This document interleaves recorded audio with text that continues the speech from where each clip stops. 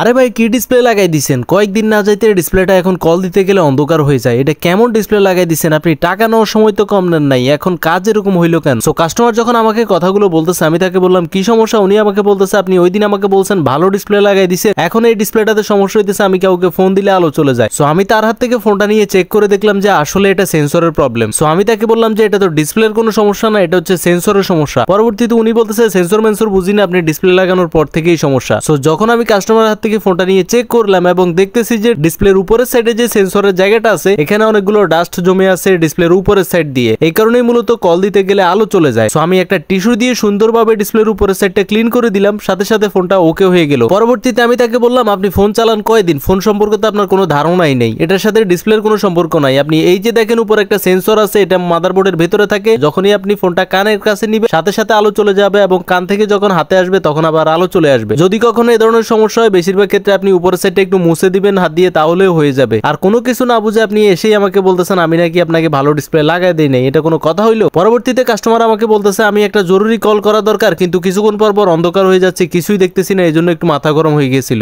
পরবর্তীতে কাস্টমারকে সুন্দরভাবে বুঝিয়ে বলার পর কাস্টমার বিষয়টা বুঝতে পারে।